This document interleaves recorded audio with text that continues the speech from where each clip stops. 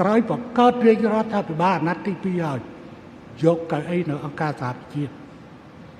ខ្ញុំត្រូវដឹកនាំប្រទេសនេះចូលអាស៊ានខ្ញុំត្រូវដឹកនាំប្រទេសនេះចូលអង្គការពាណិជ្ជកម្មពិភពលោកខ្ញុំត្រូវដឹកនាំប្រទេសនេះចូលគ្រប់សមាសភាពនៃយន្តការអន្តរជាតិទោះបីត្រូវបង់ថ្លៃ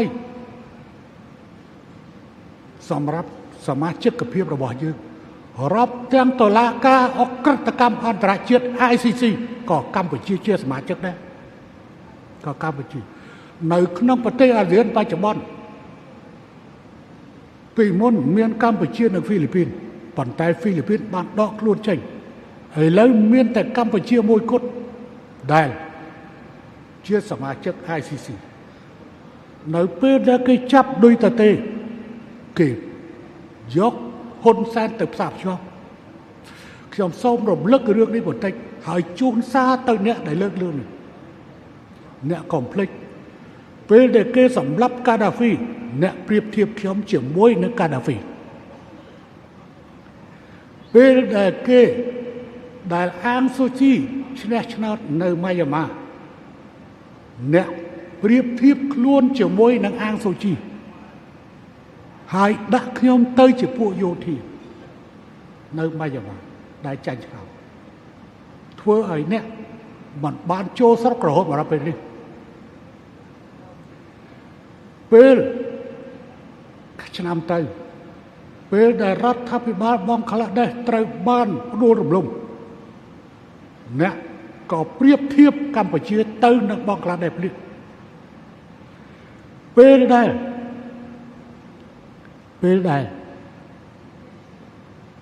អាសាត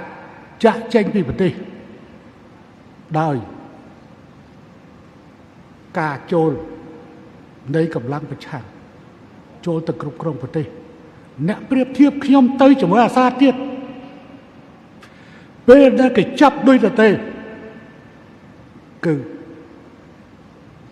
អ្នកឯងប្រៀបធៀបខ្ញុំទៅនឹងដូចតទេហើយអានៅបាត់ដំបងវាយខ្នោះពីម្សិលព្រឹកមិញដឹកមកពេញមិនឲ្យចូលខមមិនថាបន្តិចទៀតដល់អញត្រូវចាប់ឲ្យយកមកសួរចាប់ឲ្យមកសួរហើយកុំលពឹសដៃក្នុង Facebook ឲ្យកុំលពឹសដៃហ៊ុនសែនដាក់អ្នកណាមិនដឹងទេតែហ៊ុនសែនធ្វើថងនាយករដ្ឋមន្ត្រីបញ្ជាឬមិនបញ្ជាខ្ញុំមិនដឹងទេប៉ុន្តែសមត្ថកិច្ចគេត្រូវធ្វើ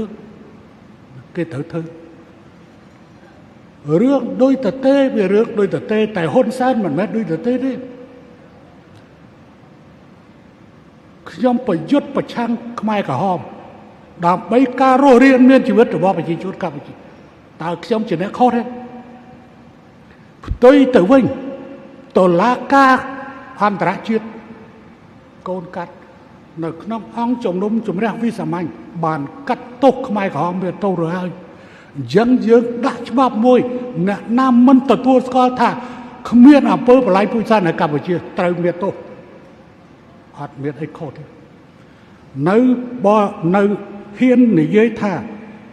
ណាអាឡម៉ង់ពួកណាស៊ីអាឡម៉ង់ហ្វាស៊ីអាឡម៉ង់មិនមានកំហុសមិនមានទោសត្រូវជាប់ទោសនៅអឺរ៉ុបតើកម្ពុជាធ្វើនឹងខុសដែរអត់មានអីខុសទេសូមផ្ដាំអ្នកកុំប្រៀបធៀបអ្វីដែលជាជោគជ័យរបស់អ្នកដទៃទៅជាជោគជ័យរបស់អ្នកហើយបរាជ័យទម្លាក់ឲ្យហ៊ុនសែនគឺហ៊ុនសែនរបស់កម្ពុជា